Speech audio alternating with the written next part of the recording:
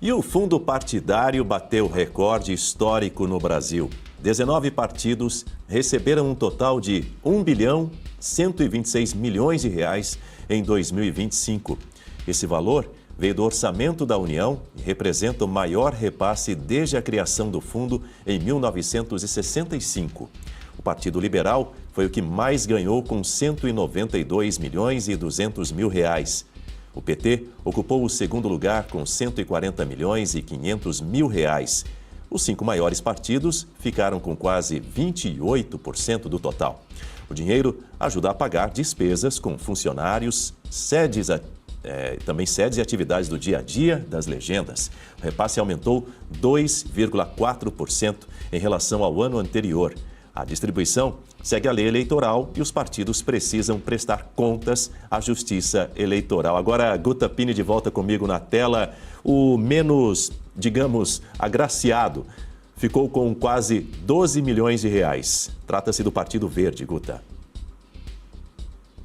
Essas são outras duas questões que o Brasil precisa encarar, a questão do fundo partidário e fundo eleitoral, porque esse é só um, o que você mencionou. O fundo partidário, ele independe de representação no Congresso Nacional, basta que esse partido esteja registrado oficialmente no Tribunal Superior Eleitoral para ele ganhar uma fatia desse valor, e aí, mas 99% do valor é distribuído para os partidos que tiveram algum voto. Então, você não precisa nem estar necessariamente com uma bancada expressiva na Câmara dos Deputados para ganhar a parte proporcional desse valor. Você precisa ultrapassar uma cláusula de barreira que são 2% dos votos válidos. E aí você já ganha uma parte desse valor. Esse fundo partidário é aquele fundo que custeia o dia a dia do partido político. Então, conta de luz, água, o almoço ali do filiado que trabalha no partido. Então, vejam,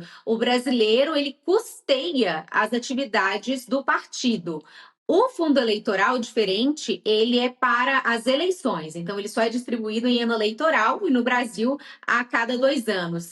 Então, existe uma questão que precisa ser enfrentada, não só a questão desses valores, mas veja, como que é a gestão desses partidos políticos? Como é que eles escolhem os candidatos? É de uma forma democrática? A gente sabe que não. Existem os caciques partidários, e aí eles que definem como é que é o jogo. Mas se eles que definem, por que não são eles que pagam a conta sozinhos? Não, é o pagador de impostos. O cidadão brasileiro é que custeia toda essa farra e toda a politicagem. Nós estamos vendo todas as articulações e acordos que eles vão fazendo antes das eleições para beneficiar os seus próprios interesses, e toda essa conta é paga pelo pagador de impostos, pelo cidadão de bem. Essas viagens que eles fazem, as reuniões, todas as articulações, os eventos. Então, se o pagador de impostos, o cidadão brasileiro que custeia tudo isso, precisa haver alguma moralidade, até na gestão desses partidos políticos, na escolha daqueles que vão concorrer, porque nós que estamos pagando toda essa farra. Então, hoje, como é que funciona? São milhões e milhões, você trouxe esse valor absoluto aí de 1,26 bilhões de reais, e isso é do nosso bolso, porque fala, é dotação orçamentária da União, tá? Então, onde é que vem o dinheiro da União? Do nosso bolso, dos impostos. Então, a gente custeia a atuação desses caciques partidários. E o Brasil está satisfeito com essa atuação? Eu acredito que não. Então, tá aí pelo menos mais 2 temas que o Brasil precisa colocar na pauta, que é o financiamento dos partidos políticos através do fundo partidário e do fundo eleitoral. Aumento exponencial nesse fundão eleitoral, hein, Berenice? É sempre assim, a cada ano eles aumentam ainda mais essa fatia para cada partido, né? Ter um partido político no Brasil é um dos negócios mais bem sucedidos, né? É dinheiro entrando na certa, não tem como haver prejuízo.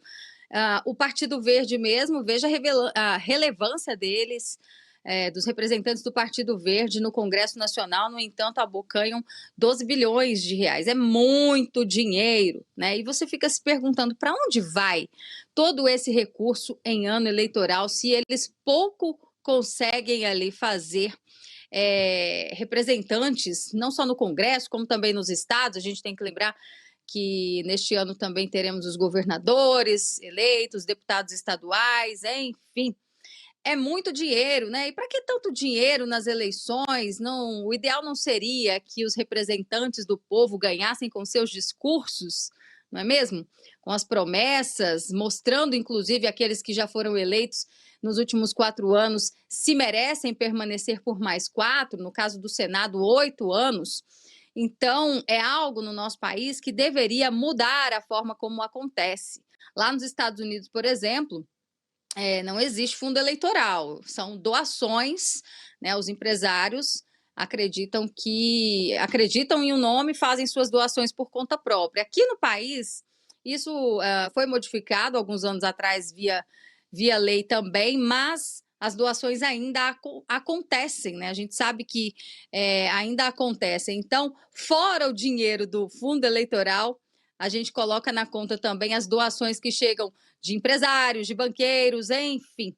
É uma eleição regada a muito dinheiro e isso traz uma promiscuidade no processo eleitoral, principalmente nas regiões mais carentes, onde o povo troca o seu voto, né? O futuro do seu estado, do seu município, às vezes por meros 100, 200 reais, uma cesta básica. Isso, como eu disse, Daniel, é muito ruim. Há uma mentalidade muito, muito pequena nesse sentido quando se trata de processo eleitoral. Infelizmente, os mais vulneráveis acabam vendendo seu voto, né, o chamado voto de cabresto, que ainda permeia aqui no Brasil. Nós estamos falando aí de mais de R$1 bilhão em 2025. 19 partidos receberam aí essa quantia. Foi fatiada aí entre 19 partidos. Lembrando que ainda, Berenice e Guta, 10 partidos ficaram fora dessa distribuição porque não cumpriram os requisitos legais. Ou seja, esse valor poderia ter sido, inclusive, muito maior. Lembrando que no Brasil, Berenice trouxe bem aí como ocorrem as eleições nos Estados Unidos. Temos lá o Partido Republicano de Donald Trump, o Partido Democrata do ex-presidente Joe Biden, derrotado na eleição passada. Bom, fato é, aqui nós temos 30 partidos. Recentemente, nós tínhamos 29. Agora chegamos ao 30º partido, que é o Partido Missão. Além disso, eu também trago aqui um outro ponto para vocês e para a nossa audiência. Existem cerca de 23 partidos em fase de formação, ou seja, processo de criação e de coleta de assinaturas, mas eles ainda não contam como partidos ativos até obterem o registro oficial no TSE. Ou seja, uma vez que esses partidos forem autorizados, eles vão trazer ali, vão entrar nessa fatia, ou essa fatia vai ser dividida, mas muito provavelmente, né, Guta e Berenice, essa fatia, esse bolo tende a crescer mais, a ficar mais encorpado, a ganhar mais ingredientes que saem do bolso do pagador de impostos, né, Guta? É bem isso, é um ótimo negócio ter um partido político no Brasil, porque você não precisa nem ter deputado eleito para receber o fundo partidário diferente do fundo eleitoral, que aí você precisa ter representação. O fundo partidário, basta você ter pelo menos 2% dos votos válidos, e aí você já recebe esse dinheiro que está ali nessa divisão proporcional dos valores. Agora, existe então esse outro ponto que também precisa ser olhado com cautela e com prioridade também no nosso país, é a questão das candidaturas independentes, porque essa proliferação de partidos é justamente por isso.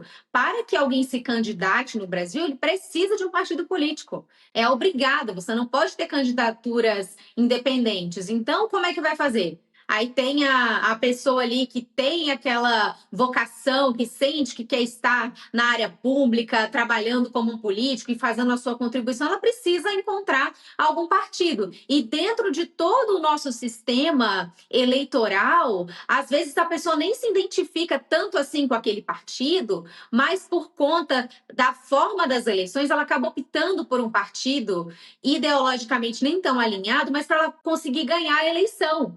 Por exemplo, o sistema de voto proporcional, quem ganha não necessariamente é o mais votado. o candidato mais votado, mas o partido que recebe mais votos, ele que faz as vagas e aí é distribuído entre os candidatos do partido. Isso para deputado federal, deputado estadual, vereadores, essas candidaturas do legislativo. Então, às vezes, tem uma pessoa que nem se alinha muito com aquele partido, mas, bom, ali eu tenho mais chance de ganhar. Tem aqueles puxadores de votos. Então, aí a pessoa acaba optando. Então, às vezes a gente fica, nossa, mas por que essa pessoa tão boa de conduta está nesse partido que tem essas lideranças tão controversas?